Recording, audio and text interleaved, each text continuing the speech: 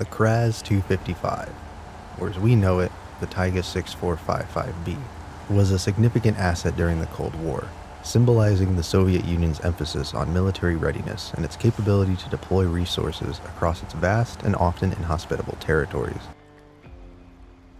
Wisconsin's backwoods are no stranger to harsh weather, but recently, Black Badger Lake has transformed into quite the inhospitable region. The remnants of a southern hurricane have lashed the area with relentless rain, turning the landscape into a treacherous maze. Farms and towns to the east are submerged, and the swollen streams have claimed bridges, leaving behind dangerous crossings. Despite the chaos, the area is on the brink of an economic boom, with its rich logging potential catching the eye of Green Lake paper milling. They've already broken ground on a new paper factory, drawn by the promise of endless timber, but it's not just the mill that's expanding. Plans for a new weather station are also underway, a high-priority project set to aid in the region's growth. All that's needed now is one final shipment of long logs to bring these plans to life. In this video, I'll be going over the facts and history of the KrAZ-255 while taking it on a journey to complete a job, so we can see how the truck in-game stacks up to the real thing, and to help you decide if it's a truck you should have in your fleet.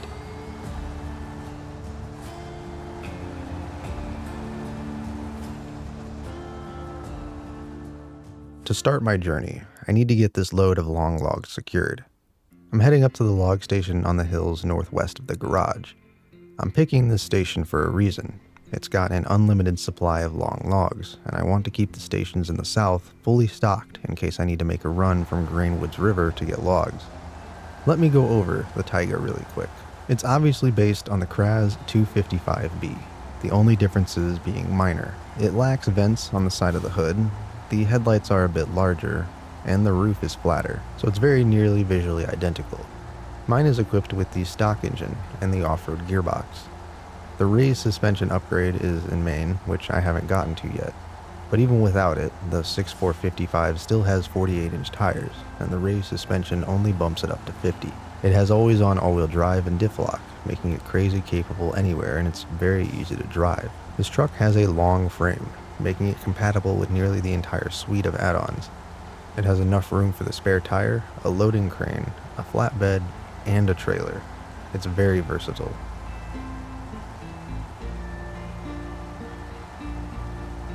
I'll eat the loading cost this time because honestly, I just don't feel like bringing another truck up here. This station's been a pain to reach in the past, and I'm not looking to repeat that hassle. Now that I'm all loaded up, I've got some decisions to make. The weather station, as you might remember, is tucked away in the southeast corner of the map. There are a few ways to get there. The first option is to head east through the flooded town. It's got a refuel point after all the flooding, but then it's all tight, muddy lowlands and some gnarly, narrow trails, with a few awkward sloped crossings that would most likely give me trouble. The second option, the obvious one, is to stick to the paved road on the west side, hit the refueling point down south, and then follow the wide, well-marked trails. This is the easy route, the one I would take if I wasn't making a video. But let's be real, it's boring. So I'm literally going for something in between. There's a wooden bridge in the middle of the map that you can repair, and I've never used it before. My plan is to take the easy path, but cut out the long paved loop for what I hope is a shorter, more direct route. But you know how it goes in Snowrunner. Shortcuts usually end up costing you more time. Still, I'm feeling lucky.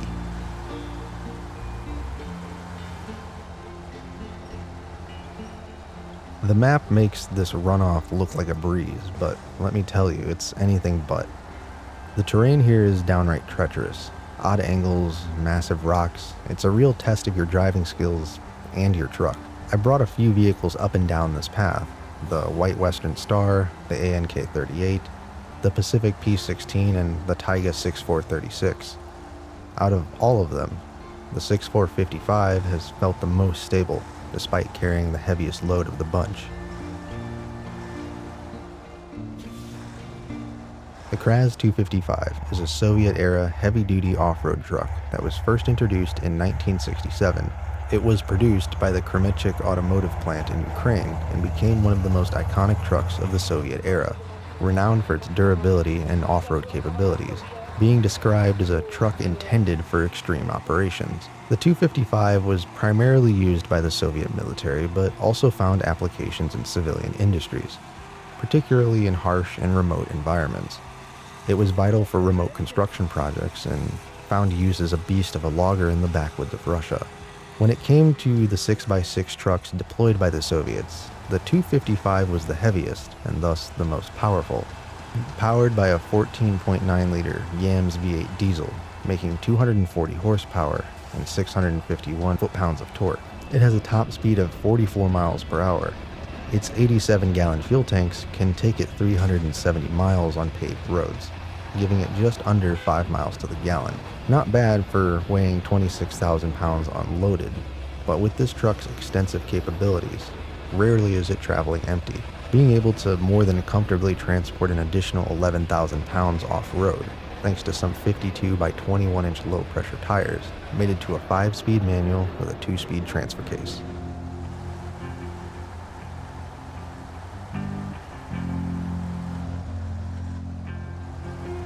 Between the runoff and this wooden bridge, it was all paved roads, so nothing too exciting there.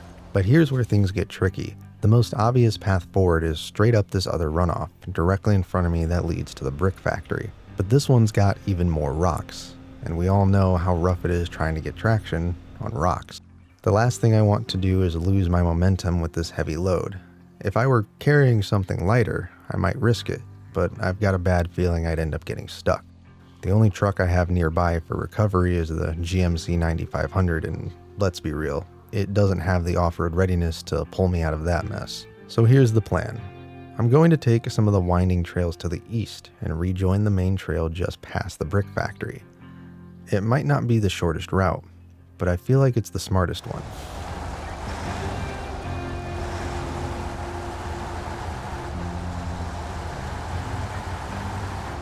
As I said, the 255 was the heaviest of the 6x6 trucks the Soviets used, and thus was given some of the heaviest loads and special conversions. It was often used to haul the towed artilleries and anti-tank guns, up to Russia's 152mm howitzers that they still use today. When the 255 wasn't transporting troops, fuel, water, ammunition, food, construction equipment, or any combination of those things, it was outfitted with special equipment.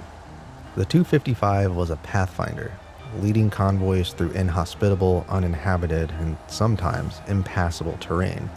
The 255 was outfitted to be its own mobile construction crew, excavators to clear obstacles, fill in trenches, and help create more passable terrain, dump trucks to expedite the process and haul away excess material, cranes to build structures, heavy floating pontoons, and bridge-laying platforms. The 255 was an all-around truck that could take care of any needs that a convoy making its way through the countryside would have. During much of the Soviet era, a significant part of eastern Russia was nearly undeveloped, areas east of the Ural Mountains in particular. Little to no road infrastructure, and certainly no roads and bridges that were capable of sustaining a several thousand-ton military convoy were present. When Russia wanted to secure its southern borders, the quickest and most effective way to do it was to send an engineering crew of 255s into the wilderness to begin clearing the way for heavy armor, setting up checkpoints and bases.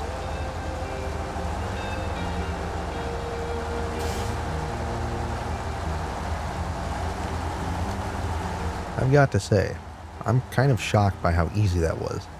The terrain didn't look too intimidating, but I was bracing for something to go wrong. Maybe the 6.455 getting stuck, a tight corner, or a steep incline that would trip me up. But honestly, that was a total breeze.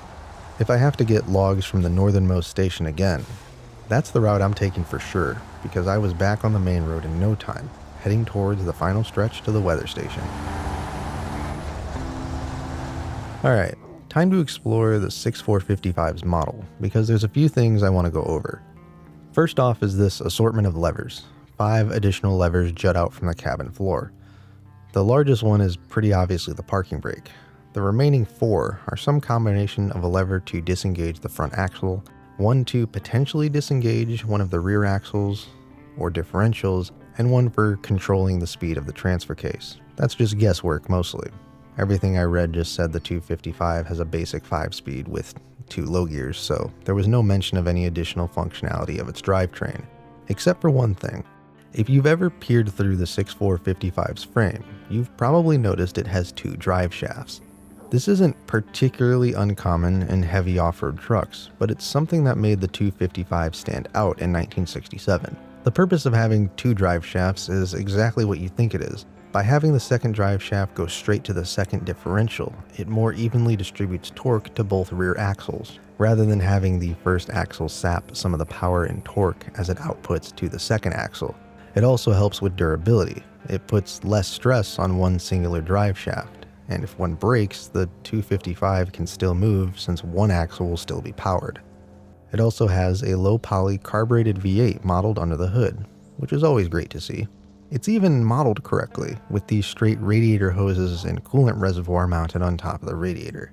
As always, I'm glad to see the engine modeled correctly, but I'll always wonder why Sabre does this. So far, of the trucks I've explored, this truck and the Tatra T813 have low-poly models of their actual engines under the hood, and neither of those engines can be seen without clipping the camera through the hood. I appreciate it regardless, it just makes me wonder why they do it. Sabre's logo is actually on both sides of the hood, except on the passenger side it's backwards. Back to the interior.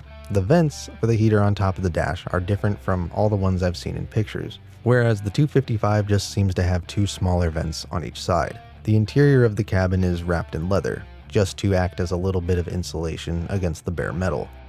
And now for my favorite part, reading the interior placards. Since the 6455 is a DLC truck, the texture resolution of the interior is higher than the base game trucks.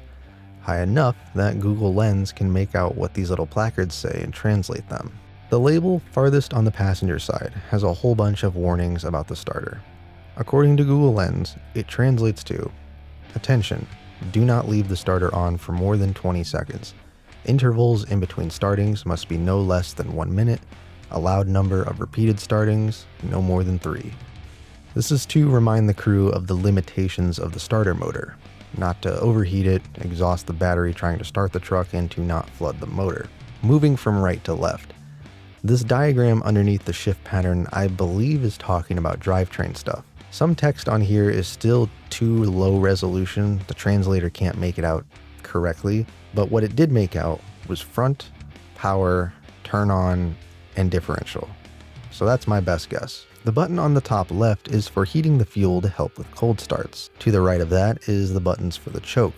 This little key looking thing below the fuel heat button translated to candle. I'm gonna take a guess and say that this is a manual control for the glow plugs. That's just what's synonymous in my mind.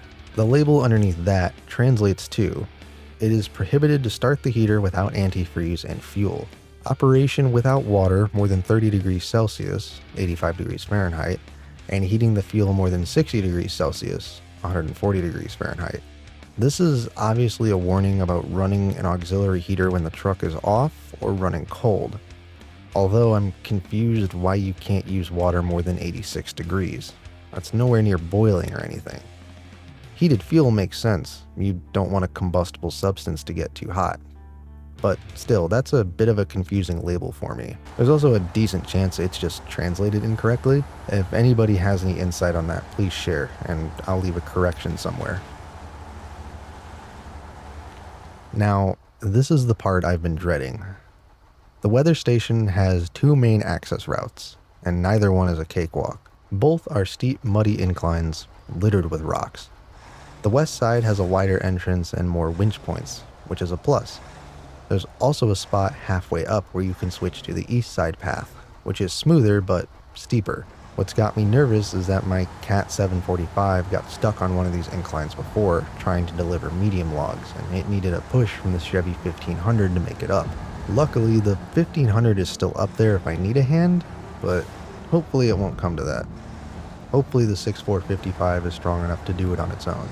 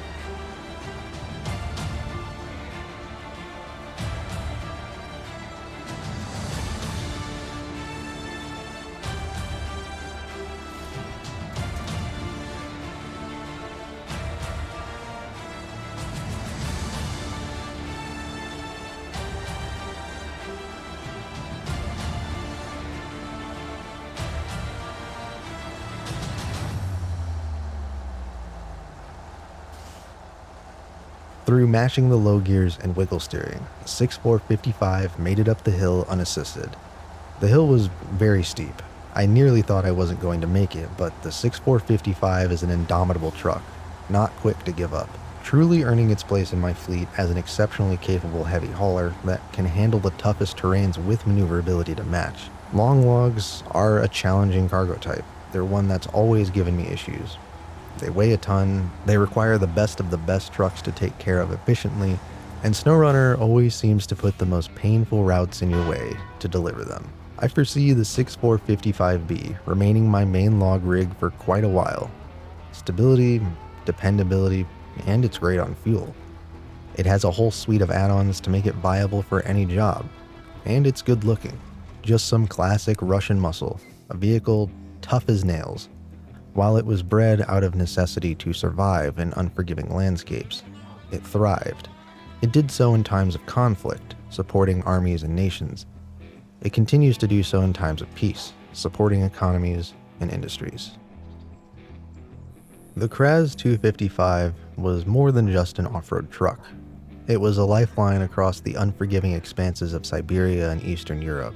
It carried not only supplies, but the weight of history, playing a pivotal role in the outcomes of countless conflicts. With its rugged capability and relentless drivetrain, the 255 shaped the fate of nations, proving that the success or failure of entire campaigns rest on the shoulders of indomitable machines. This is the legacy of the KrAZ-255, an enduring symbol of resilience and power in the harshest of landscapes.